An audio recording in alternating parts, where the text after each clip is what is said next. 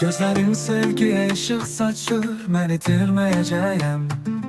Akşamlarınız sevgi qoxuyur, mən darıxmayacağam. Dodaqların mənim sevgimə baldır, mən aç qalmayacağam. Ürəyimin imzası yoxunuz. Ümidiz ancaq sizsiz. O sevgi mənim ürəyimdə var. Mən heç vaxt kədərlənmirəm. Hər gecə sevgi başqa cür yandırır hər öpüşlə. Sən belə gözəl bir şeysən, sevgi yavaş yavaş axır. İstək ürəyi doldurur hər ayrılıqda. Ürəyimin imzası, sənin qoxunun bərimdə yalnız sən. O sevgi mənim ürəyimdə var.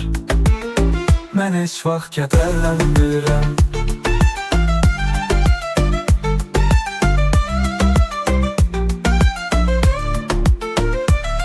Sözlərin sevgiyə işıq saçır, mən itirməyəcəyəm.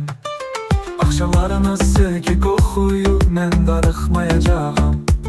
Dodaqların mənim sevgimə baldır, mən aç qalmayacağam. Ürəyimin imzası yoxunuz. Ümidiz ancaq sizsiz.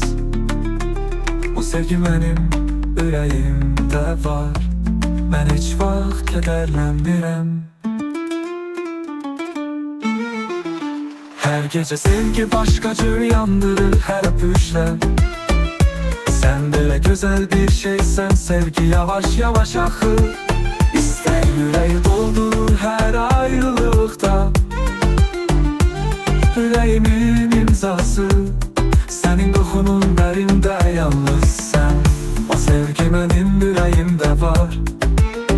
Mən heç vaxt kədərlənmirəm.